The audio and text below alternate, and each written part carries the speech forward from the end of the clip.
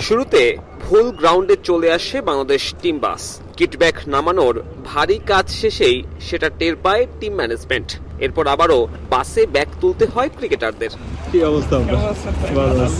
প্রথম অনুশীলনটা এভাবেই শুরু হলো বাংলাদেশের। এরপর পরিচিত সেই চিত্র সম্মিলিত প্রার্থনার মাধ্যমে শুরু। নাথান ক্যালির অধীনে চলে স্ট্রেংথ ট্রেনিং।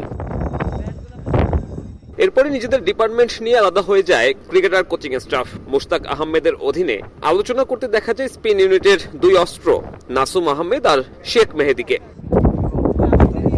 শনটেইট নিয়ে যান পেসারদের, যাদের সামনে চ্যালেঞ্জটা বেশি। 40 ডিগ্রির বেশি তাপমাত্রায় পূর্ণ রিদমে বোলিং করার পরীক্ষায় নামেন তাসকিনরা। নেটে এদিন ছন্দে ছিলেন পেসার তানজিম সাকিব।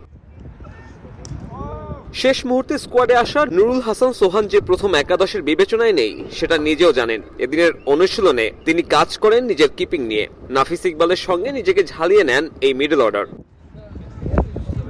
বাংলাদেশ দলের জন্য প্রতিপক্ষের চেয়ে ভাবনাটা বেশি কন্ডিশন। দিনের মতো রাতেও এখানকার ভ্যাপসা গরম ভোগাবে ক্রিকেটারদের। সেক্ষেত্রে মানিয়ে নেওয়াটাই হবে সবচেয়ে গুরুত্বপূর্ণ। হংকং ম্যাচের আগে অবশ্য আরও একটা সেশন পাচ্ছে লিটন কুমার দাসের দল। হংকং এর সাথে অবশ্য একবারই টি-20তে মুখোমুখি হয়েছে বাংলাদেশ। 2014 বিশ্বকাপের প্রথম রাউন্ডে টাইগারদের হারিয়ে অঘটনের জন্ম দেয় তারা। এবার অবশ্য সেই অঘটনের জন্ম দেওয়ার সুযোগ নেই বাংলাদেশের সামনে।